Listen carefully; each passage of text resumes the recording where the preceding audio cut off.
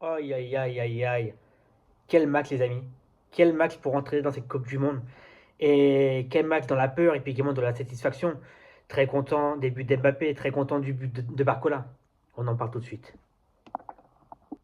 Salut à tous, c'est Classé à l'ennemi de la chaîne Pitrem. On se retrouve pour un mini résumé du match de l'équipe de France qui a battu le Lion d'Ateranga, le Sénégal 3-1 dans un match à deux visages. Une première période compliquée, manque d'intensité, manque de jus, manque de, ça réfléchissait trop. Ça réfléchissait trop à construire des offenses. Ça réfléchissait trop. Et puis au final, ça s'est mal passé pour la première période. Mais au final, pour la seconde période, ça s'est largement débridé.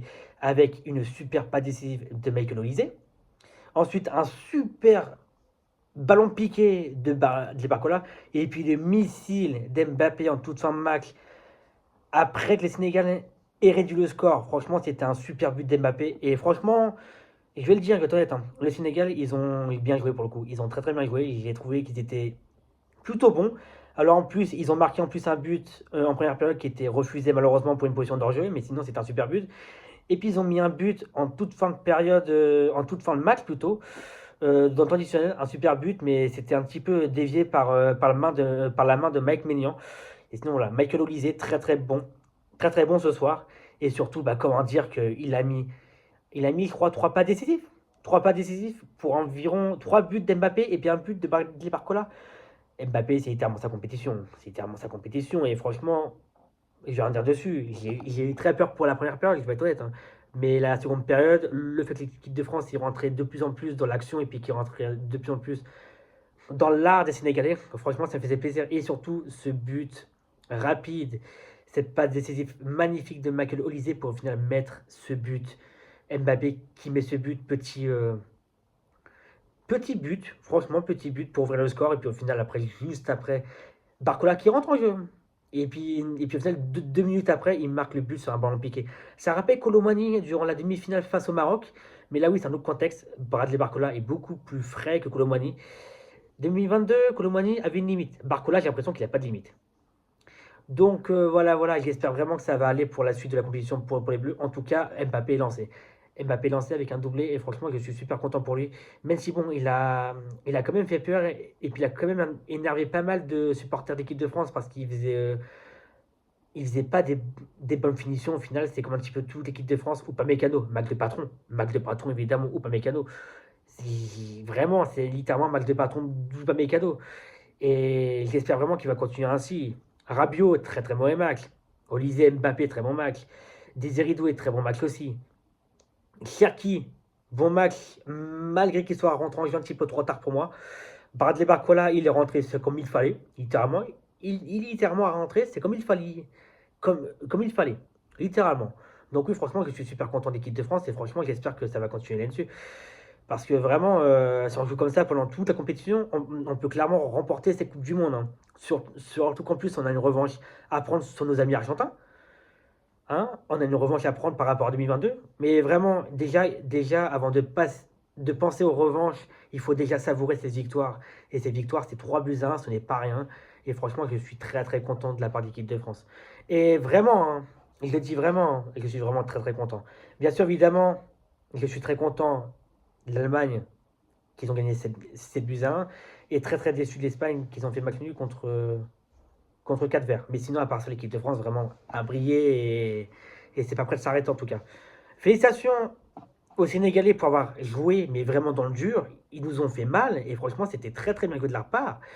Et vraiment, par contre, malheureusement, Sadio Mané, on ne l'a pas beaucoup vu du match. On n'a pas beaucoup vu du match malheureusement. Et franchement, si jamais Sadio Mané, il aurait été un peu plus dans le jeu, ça aurait peut-être encore plus causé des problèmes pour l'équipe de France, mais malheureusement, il n'était pas non plus au top.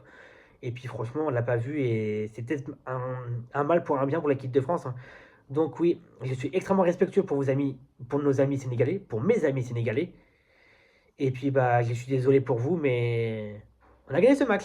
On a gagné ce match. On a pris notre revanche par rapport à 2002. Évidemment, en 2002, j'étais pas né, mais 2002, on avait perdu ce match à 1-0 pour au final se faire éliminer derrière. Donc franchement, c'est une belle revanche qu'on prend et j'espère que ça va continuer par la suite. Et puis j'espère que l'esprit revanchard va continuer. Même si bon, il faut savourer cette victoire, il faut rester calme parce qu'après le prochain match, ce sera contre l'Irak. Et franchement, je ne connais pas l'Irak et j'ai une appréhension quand même, je suis un petit peu inquiet parce que vu que moi je ne connais pas l'Irak, je ne sais pas comment ils vont jouer et surtout j'espère que ça va être un match comme on a vécu là ce soir, que ça va être un bon match pour les deux équipes. Déjà l'Irak, ils vont jouer leur match de Coupe du Monde contre la Norvège bientôt. Donc bon, voilà, on verra ce que ça va donner. Je vais évidemment observer le match. Vu que oui, ça concerne l'équipe de France, et c'est évidemment il faut observer le match. Et franchement, j'étais très content de l'équipe de France. Mais j'espère voir un bon match entre l'Irak et la Norvège. J'ai fait dire Sénégal, mais non, c'est la Norvège. Et puis bah, j'espère que l'Irak, ils vont montrer un beau visage durant ces Coupes du Monde, comme la Norvège. En tout cas, c'est l'entrée en lice des deux nouveaux qui n'avaient jamais participé à une Coupe du Monde. Je crois que la Norvège, si, ils avaient déjà participé à une Coupe du Monde. Je crois que si. En tout cas, voilà. On va passer aux stats, tout le monde. Les stats, ils sont là. Donc, 12 tirs pour l'équipe de France contre 6 pour les Lions de la Teranga. 9 tirs cadrés contre 2. 54% de possession contre 46. L'équipe de France avait la possession depuis le début du match et puis oui, ça n'a pas changé. Passe 551 passes contre 478.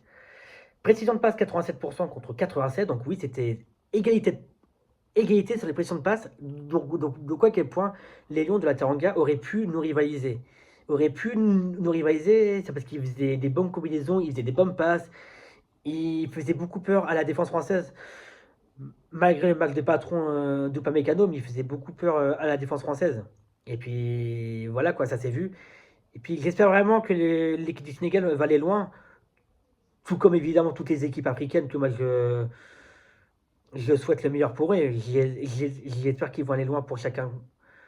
C'est comme pour les autres, hein, littéralement. Ensuite, 5 fautes contre 9. Les Sénégalais qui ont commis plus de fautes que l'équipe de France. Il n'y a pas eu de carton jaune. Il n'y a pas eu de carton rouge. L'équipe du Sénégal était hors jeu 3 fois, tandis que l'équipe de France était hors jeu une fois. Corner. L'équipe de France a eu 6 corners contre 4 pour les Sénégalais. Donc voilà. Et désolé, il y a la caméra qui est tombée. Mais en tout cas, voilà, c'était un super match et j'espère vraiment que ça va continuer pour le coup. C'est tout pour cette vidéo. Bien sûr, oui, il y aura moins de montage. C'est parce que oui, c'est moi qui prends en charge la vidéo, c'est moi qui la sortira, etc. Donc bon, oui, il y aura moins de montage, vu que moi je suis moins doué qu'Omran. N'hésitez pas à vous abonner, à activer la cloche, à commenter et nous suivre sur nos différents réseaux sociaux. En tout cas, moi, je vous fais des bisous. Merci à tous d'avoir suivi cette vidéo. J'ai fait au mieux, on fait au mieux, et j'espère que l'équipe de France va aller loin. En tout cas, allez les Bleus! Salut, salut!